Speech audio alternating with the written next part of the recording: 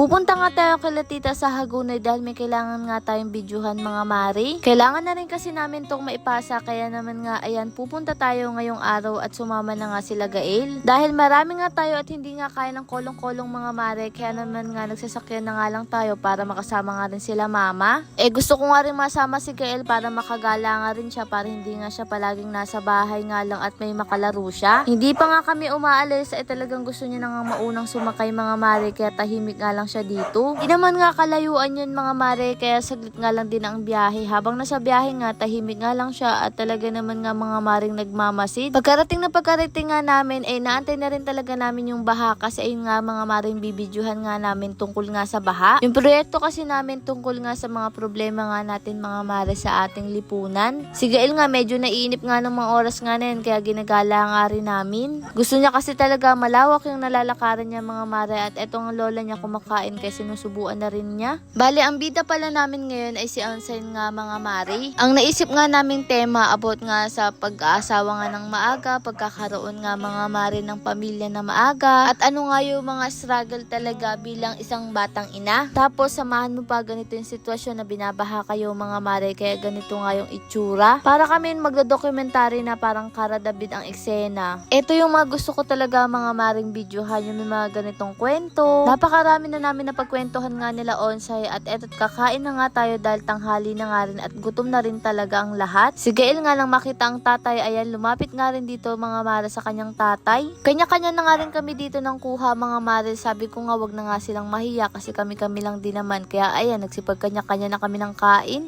Eto nga si Ran umuwi nga kanina dito sa atin kaya sabi niya kumain na nga daw siya. Nung mga oras nga na to si Gael nakita yung baha ay talaga ng mga mareng gusto nga lumusong. Pag-uuntugin ko nga etong dalawang tatay na to mga mare, paano ba naman kinonsinti nga itong si Gael na lumusong nga dito sa baha? Ang sabi nga wag ko nga daw isailan mga mare pero syempre naman kapag bahayan delikado nga yan. Kaya pinagalitan ko silang dalawa mga mare pero nagulat naman nga ako nang malingat ako ayan inilusong na naman nga. Syempre iba pa rin mga mare yung baha hindi naman to katulad dati sa bukid kahit papano medyo malinis ganyan. At saka bata to mga mare kung kami lang naman okay lang naman nga. Pero pagkatapos naman nga nun hinugasan na lang din nga agad kasi ang gustong-gusto niya nga sa tubig. At eto nga, gutom na rin talaga ako kaya ayun, tahimik na nga ako dito sa gilid. Pagkatapos naman nga nung kinahaponan, ayan, nagkwentuhan na lang din nga kami. Dahil inaantay na lang din namin mga mare matapos yung ginagawa nga namin. At etong sila Onsay nga, ayan, nagsipagligo na nga rin dito. Dahil sa maghapon ng pawis yung mukha ko mga mare at hindi nga ako nakapaghilamos kaya buti na nga lang may dala itong siran nga ng Marie Glow. Hindi na talaga ito mawawala mga mare sa eksena kasi talaga ito yung malaking tulong sa akin tulad nga niyan kapag oily face ako. Kapag may tagyawat ako dahil may tagyawat nga akong malaki sa pisngi ko mga mare at talaga naman nakakatulong to makapagpa-dry. Huwag nyo na nga rin pansinin yung buko talagang mukha na akong bruha kasi maghapon na nga kami nagbibideo dito at medyo pagod na rin talaga. At eto nga mga mareng si Ran maghihilamos na nga rin dahil nga pauwi na rin kami ng mga oras nga na ito. Ilalagay ko na nga lang sa mga gusto nga mga mareng bumili nito at gusto makasubok at gusto mawala ang kanilang oily face, pimples, dark spot at malaking tulong talaga to mga mare. Kaya naman eto't naghilamos na nga siya dahil pauwi na kami kailangan na nga na magmadali baka nandito na sundungan natin. Si Ran nga may pagkakataon pala yung mga mare na dumadami nga yung tagyawat niya dahil nga mga mare talagang acne prone siya.